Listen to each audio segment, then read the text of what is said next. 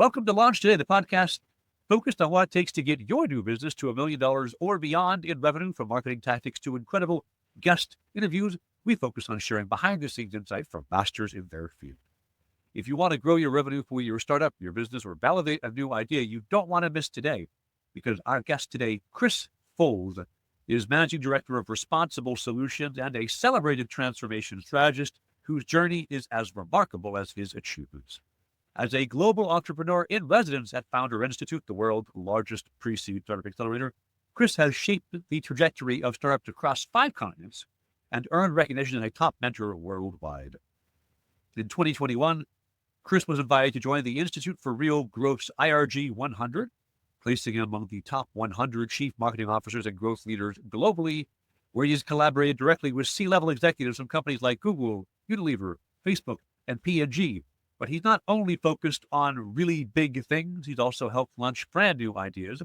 His impact spans from helping elect the first female mayor in a century-old municipality to supporting bipartisan U.S. presidential campaigns. And his strategic expertise has earned him recognition as a World Peace Ambassador by Claes Nobel of the Nobel Prize family. Claes, thanks for coming on the show. I got to tell you, that was a heck of an intro, my friend. I'm so honored to be here with you, Trevor. You're one of the most fascinating people I've met in my startup ecosystem. So honored to be here, my friend. Awesome. Thank you. I will take fascinating as memorable is what I go for with a mustache like this. So let me ask you, I think a good first question is, I talk a lot to startups where they've begun their marketing, it's not going, and they're trying to figure out what to do. And I have specific things I recommend, but I bring guests on because they have new perspectives. If someone is trying to transform themselves from stuck in the rut to beginning to figure out this whole marketing thing, you've transformed companies across every continent except Antarctica, probably. What are some universal elements of a compelling business story that resonates across all markets? Authenticity. I would say, if I had to sum it down into one word, I often say authenticity is the new disruptive, Trevor. I think a lot of people come to me and they say, Claes, I've got this disruptive business and it's going to change the world. They basically start inserting all these buzzwords. And I can tell you there are rules to changing the world. And it starts with authenticity, right? So building that in from the very beginning. And I think a lot of people confuse authenticity with honesty. You can smell authenticity. Oftentimes you can feel a lie. But when it comes down to authenticity, it's almost rare in the startup ecosystem for people to really think about what it means to be authentic. But I can tell you this, that brands that have a true sense of authenticity where people can feel it are the ones that have always been the most successful that I've worked with. Gotcha. I like honesty and authenticity are not the same thing. That is a very easy mistake to make. I was talking with somebody who's built, sold, exited one business, is trying to build his next one. And his problem is he talks a lot on the internet about the building part of his business, right? I'm making this business. And the people who buy his software, of course, they don't care about that. They want authenticity on why he cares about their problem. And that's the difference between, look, I'm building a business and it's hard. Yeah, congratulations. It's hard for everybody. And I'm building a business for you and I care about it. Now we start to have actual interest here. That's cool. So you and I have both been with FI, Founder Institute, for forever. I recently taught my 69th cohort, and I'm now enrolling in my 70th and 71st. We have an unusual perspective, I'm pretty sure, on the early stage mistakes founders make because we see so many of them. What's one that you see founders make when they're trying to get beyond like the obvious SEO and ads? Like that's marketing, and that's like a tiny portion of it. What's the bigger piece that people keep missing? I think the biggest component is how well they know their customer. And when I say customer, I really mean a broad sense. And I'm talking about the expanded stakeholder group. Customers are simply one of the stakeholder groups. And it used to be that there was this huge divide between investors and customers and employees and all that. But in the modern day stakeholder focused environment of corporate world business, including the startup ecosystem, team members and customers and investors thought about as general stakeholders. We need to have victories for all of them. And when I can tell within 5 minutes if a company is going to be successful by how well they know their customer, how well they know how to communicate to their customer, how well they understand the customer's problem.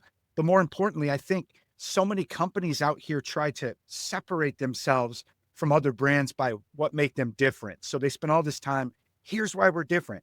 If you want to be successful, you need to figure out why you're the same as your customer, right? And if you can figure out why you're the same as a customer and tell a true story that both you and them believe, you can change the world with that. What a good insight. Yes, how you're the same as your customer. That is one of the talks I give for FI is no one cares about your stupid product because they True. don't. They care about, can you help me? If you're like, hey, I've been where you are and I know the way out. That's such a good narrative to be able to tell. I think it's worth talking a bit about. You always bring this up when you do the FI sessions where I come in and you talk about go-to-market, is your background is a big part of what makes you such an authentic speaker on transformation, is the transformations you've been through. Talk a little bit about the highs and the lows and the highs again in your background and why this makes you an authority on transformation. I always start off telling people how important storytelling is, right? It's the opportunity you have to relate to your customer, to your audience, to your stakeholders. But everyone expects me to immediately start telling this glorious story with wondrous achievements. And I go right off the bat and tell people the first story I'm going to tell you is a story about failure. I grew up in the middle part of America. I started in politics when I was really young. I had this passion for wanting to help people. And I thought the presidency was one of the only ways you could get there. And ultimately, when you get involved in politics, especially at the time, Republican Party politics at a young age, you kind of get this jaded perception of reality, right? You live through a filter. And in politics, there's this very interesting like threshold of error, and you can't really go beyond it. In business, you can say something foolish in the morning, and by 5 p.m., you may have upset some people, but you're still in business. But in politics, 8 a.m., you say something wrong. By 5 p.m., you may be done with politics for life. So growing up in that environment was quite interesting. By the time I was 15, I was working in congressional races. 16, I got involved with my first presidential race, which was just amazing. And then by the time I was 17, I was working in George W. Bush's campaign, which was a very interesting time. It was before I was even old enough to vote. And we did some amazing things. Obviously, everyone remembers winning that epic race in 2000. But my mother got sick with cancer.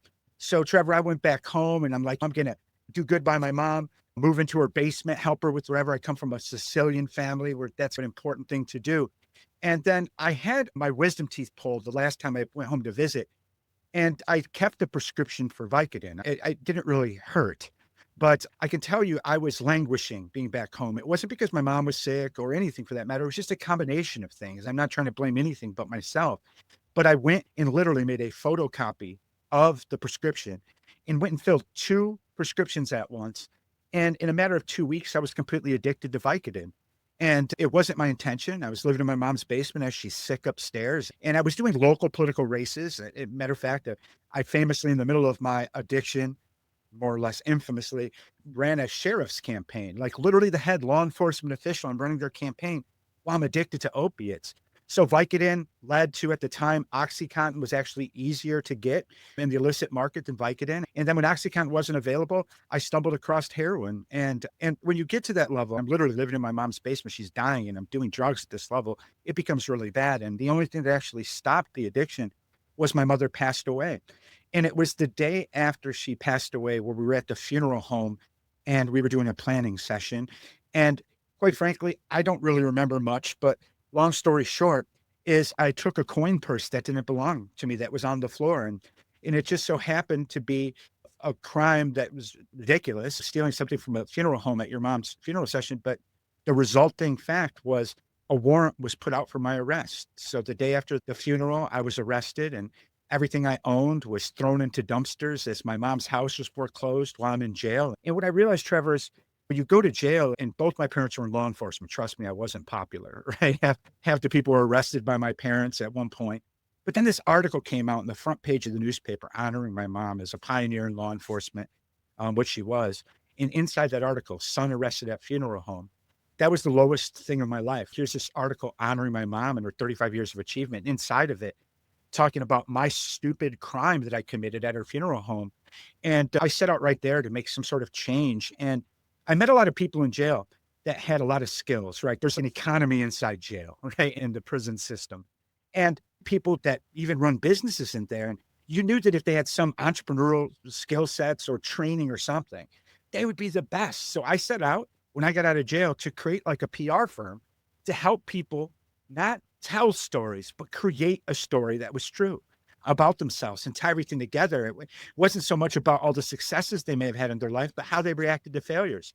And that set me off in the path with a PR firm that ultimately led me into the Silicon Valley ecosystem. And that whole period of my time, that reflection on those failures, I wouldn't be who I am today if it wasn't for those experiences. What makes me good at understanding if people know their customers has nothing to do with customers. It has to do with my main thing that matters to me as humans, right? I believe in the prospects of humanity, but caring about humans, understanding what humans want, understanding is what I learned from a different perspective while I was in jail, and it changed my life. An excellent story, which of course is the focus of it, right?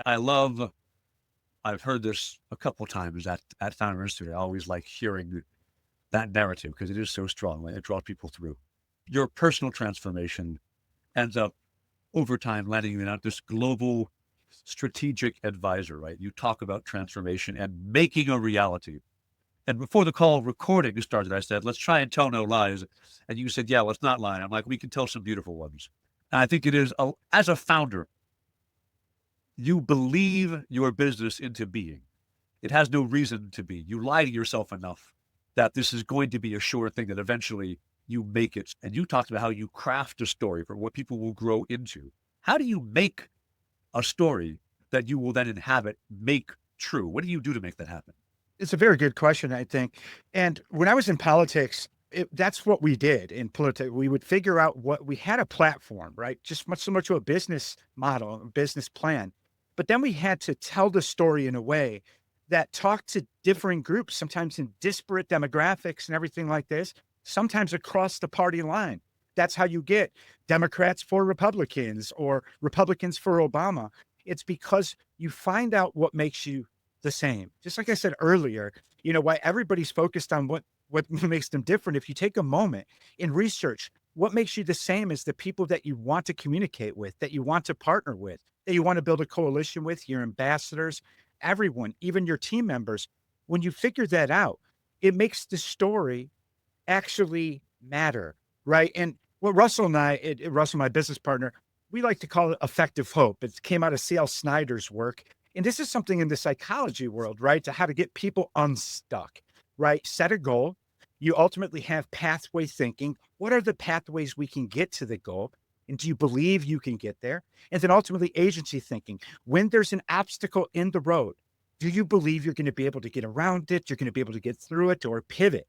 By entering in with every human and trying to understand those things from the beginning, what actually drives the human? What can they be proud of? We live in a world where Russell comes to me every day with truth, whether it be about myself or somebody else. He'll say something that I would say is objectively true about me, but there are times, Trevor, where I just simply won't believe it, right? Whether that's some sort of self-doubt or some sort of a limiting belief. This happens with a lot of people, which means that truth oftentimes is in the eye of the beholder.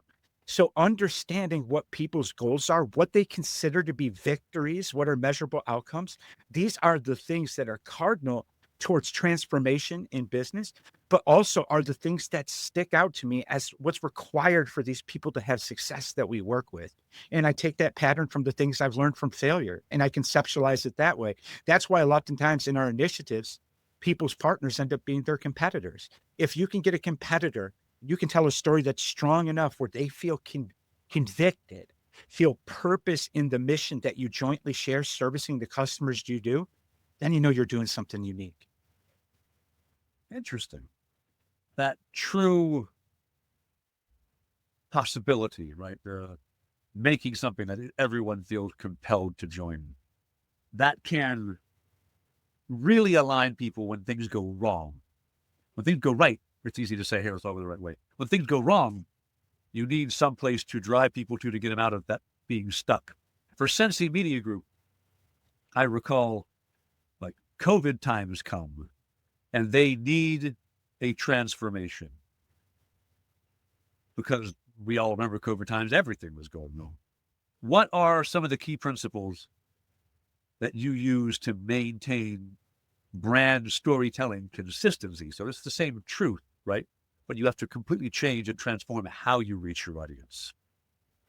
That's a very good point. During COVID, we had to think about who our stakeholders were at Sensi. It's not just the people that read the magazine, it's not just the advertisers, but we played a role in the industry.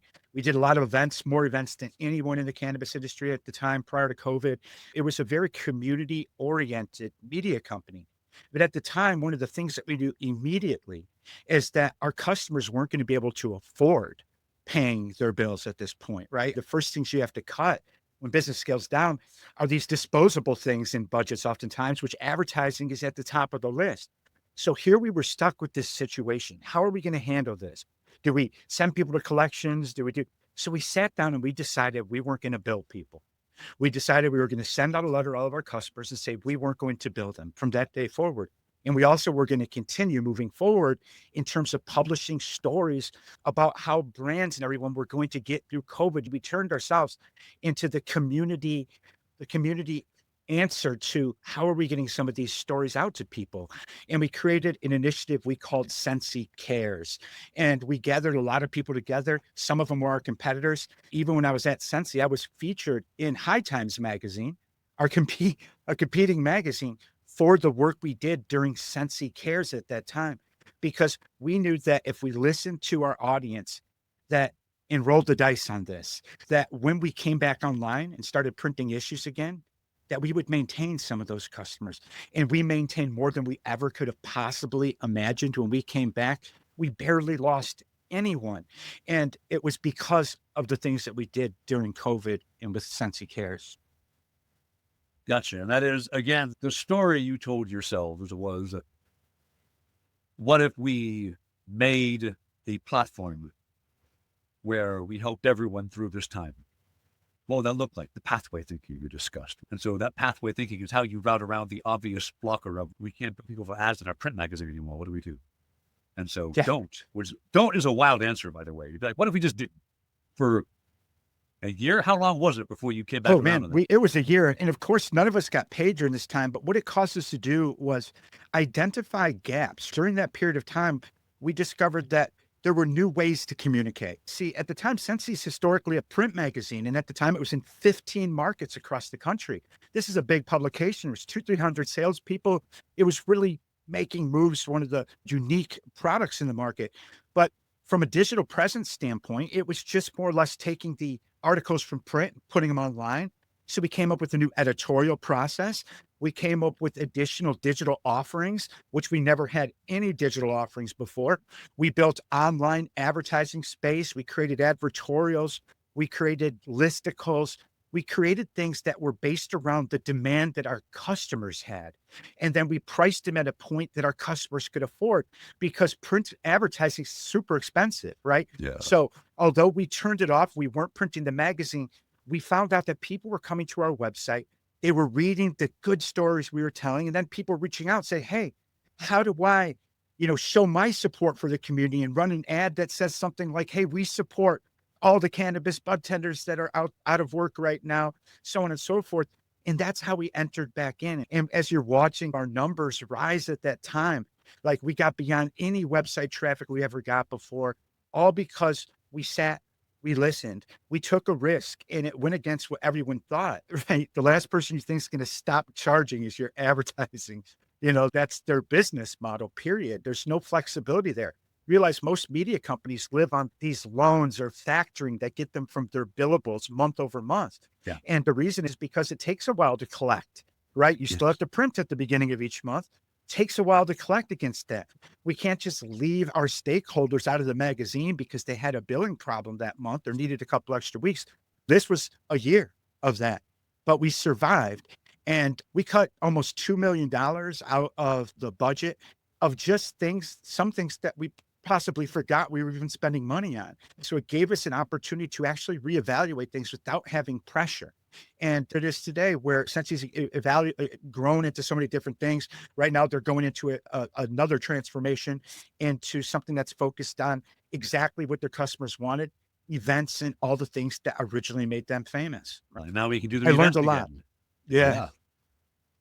Awesome. I have every 18 months, 2 years, something like that, I cancel all my cards and get them reissued, because that's how I discover all the things I've forgotten I'm paying for. And I renew the ones that matter. And then all the ones that don't, I'm like, oh, there we go. You've been charging me $30 a month for 2 years. Whoops. And what we were able to do, Trevor, is with that money that we discovered in savings, we were able to pass that on to the actual customers, right? We could have sat there and profited more at the time. But when we came back to the table, we had less rates. We learned a lot about contracts and how people actually feel about them, right? Yeah. Like, it's very easy for people to sign a 3-year contract because that'll get them the best rate. But then you have to ask yourself, if you look at the numbers, how many people actually get through all 3 years before they cancel, before they peel back? And you realize that you not only are you shooting yourself in the foot, but you're selling something beyond the means of some of your customers. And if you change that, you would get even more customers. And that's what we had learned over time. So that period actually caused us to reflect and pivot from the original model. And I think pivot's one of those words that many people get scared about. Every time I've been involved with the pivot, it's been the greatest thing ever for the brands. Pivots are crowd tamers. Over the last 4 years, we've been a full agency. We probably shifted up something core about our business more than once a year, right? Not the whole business, but like what I offer now versus what I offered January 28, 2024. A lot of new things, because the market tells you what you want and you respond to them. And I think you've done a lot of that yourself, right? You've worked across a really big array of fields, from Republican presidential primaries to cannabis industry, startup mentoring, all these things. How do you keep pivoting? How do you keep active? What makes you say, here's a new thing I'm going to go for, and it's still part of the coherent story you tell yourself about Chris? Yeah, it's a great question. I think people often ask me, like, what I'm the most passionate about. It's really about purpose for me. And I could say that the one thing that's been consistent through all of the careers and versions of me that's been there, has been my passion towards the humans involved in the equations, right? So if anything, everything else I've done, even things I've got awards for, been honors for, those are just an homage to humans, because I believe in the prospects of humanity in such significant ways, right? So I'm not actually, people like, oh, Chris, you're great at teaching entrepreneurship. I've never considered myself an entrepreneur, right? Even though pretty much objectively I have been my entire life. I never thought of it that way. I just thought of it as I'm not running for political office. So instead, I'm going to run on individual platforms for all the brands I work with, help them develop their platform. Elections as customers, it's the same thing, right? Voters. So for me, it's been the things I learned at such a young age in politics. I had no choice but to find a way how it transferred over, because I didn't know anything else at the beginning. And what I realized is that it was the things that are used for evil in politics, that if I just use them for good, then we could be on to something.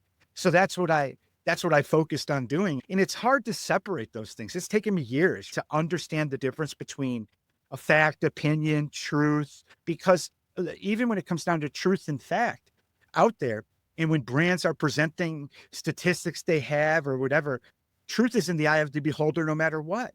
So at the end of the day, that's where always it's been about humans. Always it's been, I love redemption stories too. So if anything, Trevor, I always look for some sort of injustice, some sort of pathway to redemption. And that's why I like partnering up people with their competitors on some sort of social impact thing, because there's nothing more redeeming than working with somebody that you fight against towards something you both believe in that helps people. That is the saving grace of the kind of extreme forms of capitalism, is what can you do with those collective opportunities? That's what I'm all about. And that's the one thing that ties everything together for me. And I always look for ways. Right now, I'm really focusing on humans in general. How can we help people eliminate the barriers? I've been one of the more uncoachable people, mainly because I never thought I was meant for certain things. And and what I've realized over time is that I've wasted a lot of my life, regardless of what my resume says. I've wasted a lot of time second guessing myself, being scared of various boogie people like we all do. And I finally, through years, figured out a way to address this, both for myself and more importantly, to help other people. Because what scares me is like the cure for homelessness dies on the floor of some Silicon Valley boardroom because people couldn't get over some limiting belief or some notion of imposter syndrome. So that's what I'm focusing on right now, trying to help people understand what it takes, what they're capable, and help them live at the intersection of truth and what they believe in and using that to change the world. Awesome. So I think your passion for and belief in humanity and its potential, maybe it bumps up against, or maybe it aligns with, as AI arrives and begins to just dominate every conversation, working with founders, you yourself working with humans. What's AI doing to what you're thinking about the next year, 2 years, whatever? Russell has worked in AI since the 70s, right? Oh, When it was just theoretical. And before Responsible, he was the senior scientist at Reasoning Inc. And some of the precursors for all the AI that's used now were developed by these brilliant people back then. But Russell and I both come from the position that artificial intelligence is supposed to augment humanity, not replace it. And we're so honored to have been approached by two fellows from the Aspen Institute, one of the leading think tanks in the world, as they were working on a project for AI and its implementation around the country. They came to us and wanted to collaborate. Jordan and Ayodele, they're brilliant people, data scientists, a professor of AI, and we've created a lab. So we have our own AI lab that's focusing on the alternative approaches when it comes down to AI. How can we make AI safer? And I think oftentimes people think of AI safety as this kind of bucket, right? Is it Terminator on one side, or is it, but there's so much more to it. We don't want to see a devolution of human mind and spirit. So at the same time, we have to think about how we use this to help humanity, not replace it. And that's where I'm spending a lot of my attention right now. How do we use this to move forward the prospects of humanity? And that's what's so interesting about working with Russell, because no matter what, where he brings things down to first principles in the technology, I bring it down to first principles for humans. And together we can do some amazing things. that's interesting. As a humanist, AI is, I've asked AI questions. I've interviewed all of them except DeepSeek, because DeepSeek just came out.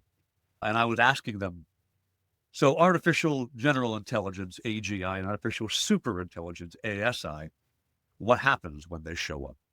And one thing I asked is ASI a winner takes all game? Is the first ASI just going to dominate? And all of the LLMs, and they're trained differently, each of them, but they all agree, yes, one ASI will dominate and eliminate any other one that try to form. And probably ASIs can't cooperate, which is alarming to see every single LLM give the same output. Now, of course, LLMs are not true intelligence, right? They are, an LLM works by predicting one word ahead, and that's all it does. All that given, that they all end up the same way, I think talks about the data in, right? Humans are all afraid, almost universally, that this AI is going to supplant us. I think talking about AI supports a human rather than replaces it. How do you tell a founder, a builder, somebody in this space, for the next couple of years, you can either ignore AI and LLMs and hope they go away, which seems unwise to me, but hey, you can always bury your head in the sand. You can say, hey, I'm going to learn the tools and embrace the change we talked about, or I'm going to accept the inevitable end of everything and just hope I can find a beach somewhere to ride out the nuclear apocalypse. How do you get somebody excited about choosing hopefully the middle option instead of the other two kind of nihilist ones? AI is going to make it a whole generation of upscaling and upskilling humans available that have never been there before. There's even some schools now around America and various parts of the country where they go to school for 2 hours in the morning and they're chatting with AI. That's where they're being taught. Their lessons are happening in AI. There's no human teacher. There's human guides. Adults are there to help guide and answer various questions, but it's all done by the students. And then they spend 4 or 5 hours doing experiential activities that are real world problem solving and critical thinking exercises. And the numbers coming out of these things are fantastic, right? But at the end of the day, we have to look at it like this. It's almost, there's so many things out here that'll tell us whether AI has been involved with it, whether this paper's been written by AI and everything like this. I want to validate human involvement in things. And I think that's one of the first things that you can do to make sure that it doesn't get out of control.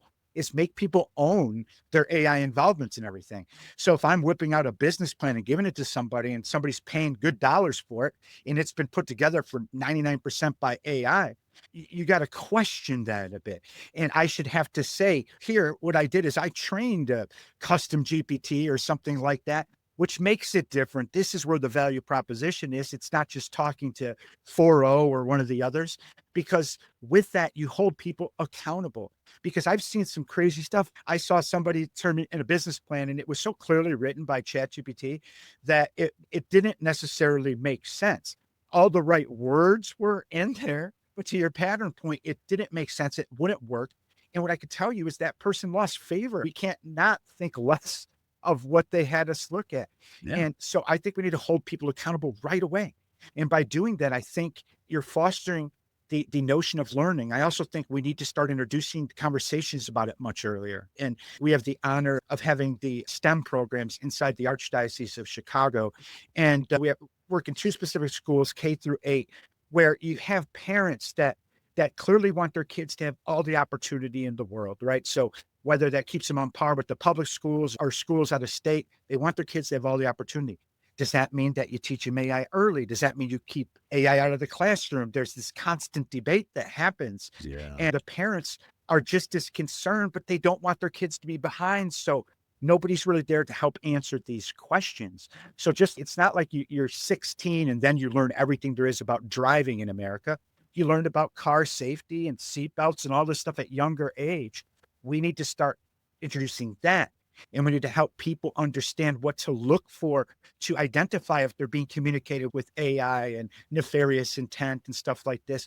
If we start teaching those principles early on, we create a stronger ability for people to not succumb to the easy pathways because they don't understand. I feel you. I've got 3 young kids in my house. And one of the things I realized for me is that AI interaction is a life skill. Like it just will be. Yeah. And my solution to this, and I don't yet know if it's the right one, but it's the one I'm doing, is I've built a home server with text to speech and speech to text. And when you want to interact with the AI, it's done that way because you can ask it questions and get answers, but then you still have to take the action that comes from it, right? You don't have, here's a block of text, copy, paste it, homework is done, go off to the next thing. But rather, I can ask a question, it'll tell me the answer, and now I still have to write the dang paper. Yeah. And I spent a considerable amount of my time with a wonderful 2nd grade teacher who's probably the kindest human. And I've never seen somebody teach in a broader, more experiential way than she teaches. And it's sometimes we'll have conversations about AI, and I'll talk to her about how much I think it's going to change the classroom and change learning. And you can see her get somber. And it's not for the reasons that people think, right? It would be easy for her to have test grading assistants or report card writing. She sits down and hand writes letters on every report card. It's so easy for her to go to other paths, but she doesn't want to give that up because it matters. The amount of holiday cards that I see come from students from 10 years ago that just line all of the halls in the house, it's just so amazing to see. And that's because there was a hands-on approach. What it's going to take is it seems to be going from traditional teaching to AI enhanced teaching so quickly. And they need to sit down some of these teachers that have come from let's learn penmanship, let's learn core 4 different ways, let's learn this, and actually ask them, what are the ways that you're not giving up their core things that they do in the classroom and replacing it with AI?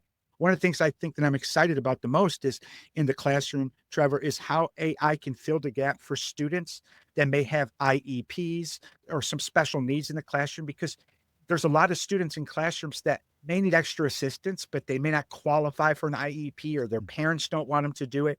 And as opposed to just giving medicine to every kid, perhaps just having some on-demand assistant with AI that's serving as somebody that's helping curate the knowledge for them or translating it into a way they understand. I think that brings hope, because that becomes the student that the teacher wants to help the most, but it comes at the expense of the attention to the other students. Yeah. Right. So if we can help these 2nd grade and 3rd and all grades teachers out, close that gap, I think the students are going to learn some of the AI ethics and safety along the way just through that process.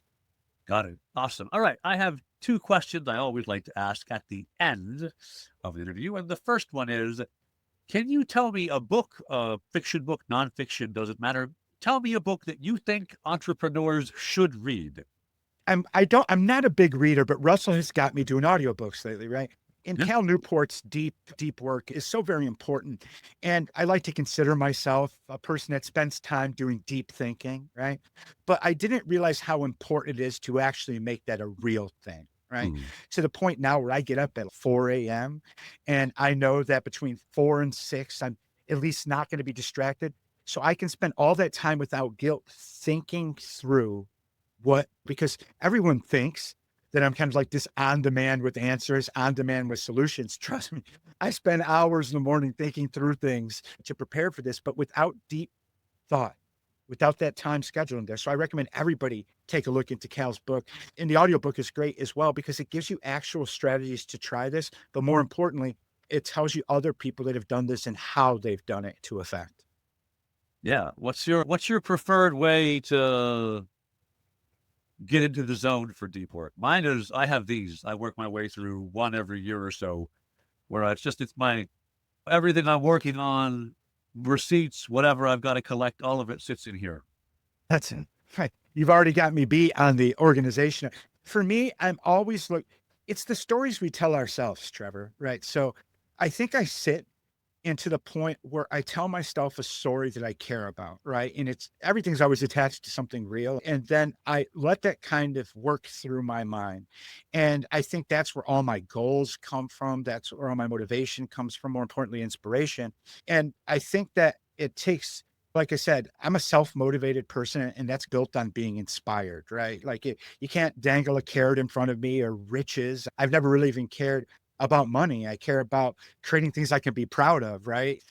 But when I find inspiration in something, that's what gives me permission to myself to actually go into deep work. And so I'm always looking for that permission. And I used to think it came from external sources. That permission comes from myself. It always has to, yeah. If you wait for inspiration to strike, you'll wait a real long time. If you're disciplined enough to sit down and wrestle inspiration to the ground, then you'll get some stuff done. Great way to put it. And the last question I like to ask people who don't have virtual backgrounds, and you don't, yours is real.